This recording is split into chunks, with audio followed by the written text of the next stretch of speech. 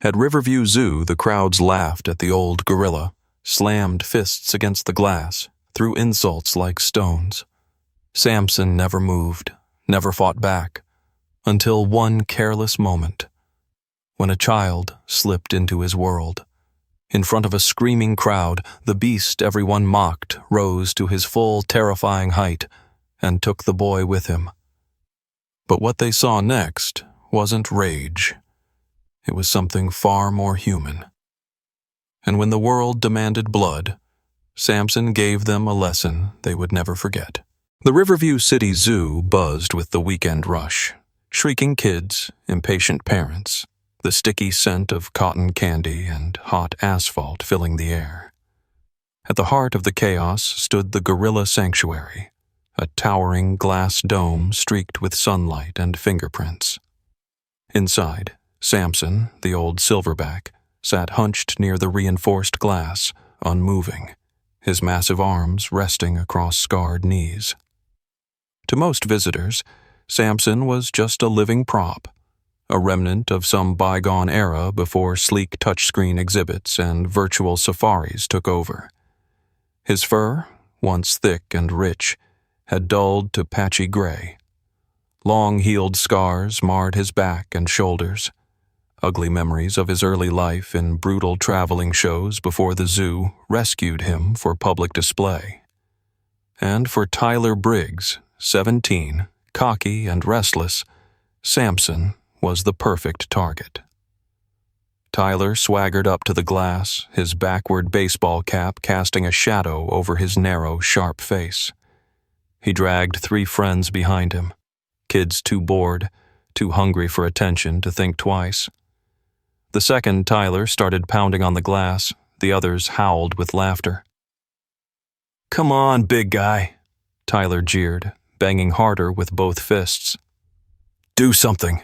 Move, you lazy freak." The glass trembled with each hit, sending tiny tremors through the ground underfoot. Inside the enclosure, Samson didn't so much as blink.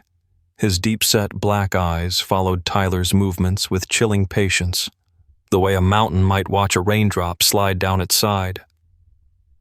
Phones came out. Cameras flashed. One of Tyler's buddies, wearing a loud green hoodie, leaned in close to record a TikTok clip. They clapped, mocked, made gorilla noises, hooting, chest-beating, laughing hard enough to draw attention from passing families. From her post near the observation deck, zookeeper Melissa Grant stiffened. She was used to rude guests, kids taunting animals, adults treating living beings like props. But something about today felt different. Wrong. Melissa was 29, lean and freckled, her brown hair twisted into a no-nonsense braid. She tightened her grip on the clipboard tucked under her arm, her stomach knotting with unease. She had filed complaints about this exhibit for months. Samson isn't broken. He's just waiting. Management had shrugged. He's old. He's harmless. Let the kids have fun. Melissa watched now as Tyler slammed his palm once more against the glass. A sharp, ugly sound that cracked through the humid afternoon. And through it all, Samson sat perfectly still. Breathing, watching, enduring. But deep inside that massive chest, where ancient instincts slept coiled and waiting, something stirred. Something that had not yet forgotten what it meant to be free. The sun climbed higher, pressing its weight against the glass of the gorilla sanctuary until the air inside shimmered like a mirage.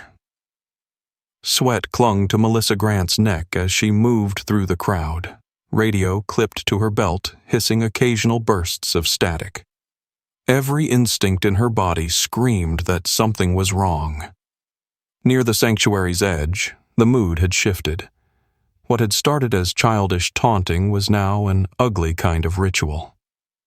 Tyler Briggs was back, swaggering bigger than ever, a bright red rubber ball tucked under his arm like a trophy. His friends jostled and shouted encouragement as he bounced the ball against the reinforced glass, hard, rhythmic thuds that echoed through the dome. Each slap against the glass was a dare, a challenge hurled at the silent giant inside. Samson remained motionless, the low golden light catching the deep lines etched into his leathery face. His black eyes tracked the ball's erratic movements with the slow, heavy focus of a being older than the walls, built to contain him. Near Tyler's feet, unnoticed by the jeering teens, was his 6-year-old cousin, Benji. Small and wide-eyed, the boy clutched a melting ice cream cone in one hand and clapped awkwardly with the other, delighted to simply be included. Melissa's radio crackled, an update about a maintenance call on the north end of the zoo.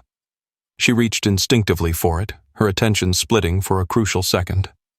When she looked back, it was already happening. The ball, slick from sweaty hands, slipped loose from Tyler's grip.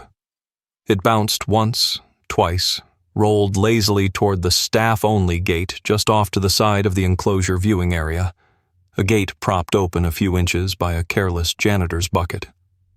Before Tyler or anyone else could react, little Benji darted after it. His sneakers slapped the pavement as he chased the ball through the gap, giggling, his thin arms reaching. "Benji!" Tyler roared. Too late.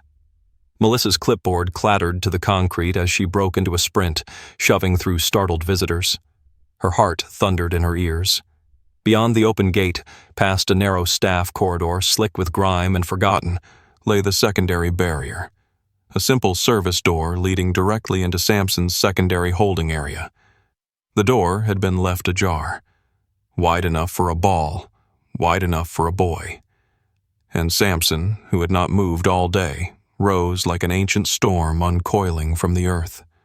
Massive, silent, inevitable. The gasps of the crowd turned into shrieks as the silverback closed the distance, not with a charge, not with rage, but with terrifying, measured intent. One heartbeat, then another. And before the adults could lunge forward, before Tyler's scream could even reach its peak, Benji disappeared through the open door, and Samson followed. The gorilla house erupted into pure, electric chaos. The screams inside the gorilla house shattered the heavy, humid air. Parents clutched their children, dragging them away from the exhibit. Phones clattered to the ground, still recording, spinning lazy circles on the pavement.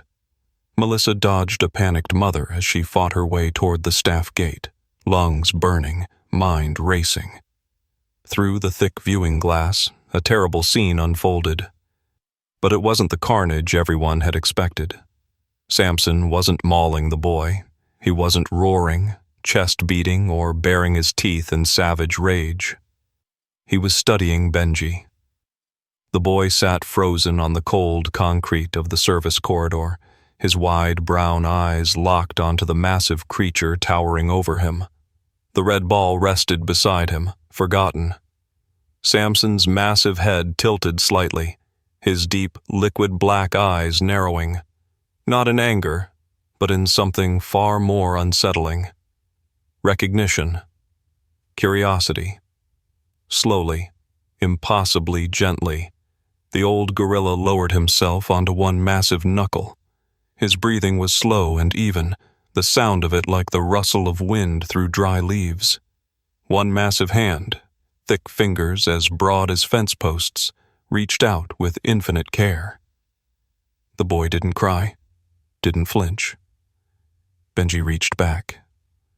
Tiny fingers brushed coarse silver hair, and in a single, fluid motion, Samson scooped Benji off the floor, cradling him against his chest with a gentleness that defied his brutal strength. A collective gasp rippled through the crowd, but no attack came, no violence. Samson rose to his full, staggering height, the boy resting against him like a baby in a cradle. Then, without so much as a backward glance, the silverback turned and carried Benji deeper into the enclosure, into the labyrinth of artificial caves and real stone that made up his private world. Melissa's boots skidded to a halt just inside the gate. She slammed her hand onto the emergency lock panel, sealing the gate behind her. Her heart hammered painfully against her ribs. She knew what the others would think, what they were already shouting. Security, tranquilizers, rifles. Kill it if you have to. But what she saw, what only she seemed able to see, was something terrifying and beautiful all at once. Samson hadn't snapped in rage. He had chosen. He had chosen to take, not out of hatred, not out of madness, but because somewhere, deep inside the ancient parts of himself that no cage or exhibit could reach, he saw in Benji something he had once lost and could never bear to lose again. The sun slipped lower, casting long golden beams across the chaos still boiling outside the gorilla sanctuary. Sirens screamed at the gates. Park security fumbled with radios, shouting over each other, while a crowd pressed against the railings, desperate for a glimpse of what would happen next. Inside the service corridor, Melissa Grant stood alone, the gate sealed behind her, the weight of every decision pressing like a stone on her chest. In the enclosure's deep shadows, Samson sat in a hollowed corner beneath the artificial cliffs. Benji nestled quietly against his chest, his small hand tangled trustingly in the matted silver fur. The boy's tiny frame rose and fell with Samson's slow, rhythmic breathing, a living heartbeat against a forgotten giant's chest. Melissa's earpiece crackled to life. SWAT en route. Armed. Lethal force authorized if necessary. Her blood ran cold. They didn't understand. They never had. Samson wasn't holding the boy hostage. He wasn't using him as a shield or a trophy. He was protecting him, the way he once must have protected his own young, before chains, cages, and cruelty had broken that world apart. Melissa pressed herself against the glass, her voice low and steady through the radio. "Stand down," she said. "He's not attacking. Repeat. He's not attacking." But panic is a wildfire once lit.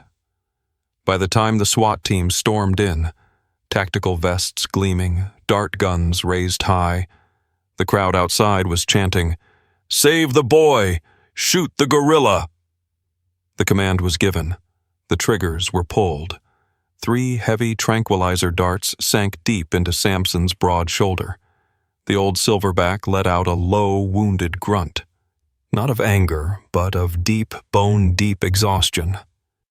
Even as his muscles trembled, even as the sedatives turned his limbs to iron and lead, Samson shifted his massive body, curling protectively around Benji. His great arms formed a living wall, sheltering the boy from the men with guns, from the noise, from the terrible world he himself had long ago been thrown into. Only when Samson could no longer fight the pull of sleep, only when he was sure the boy was untouched, did he finally sink to the ground. Benji slid free, unharmed, still clutching a handful of coarse fur. The boy looked back once, tears streaking his dust-smeared face, before a guard scooped him up and carried him away into the screaming chaos. The news cycle exploded that night.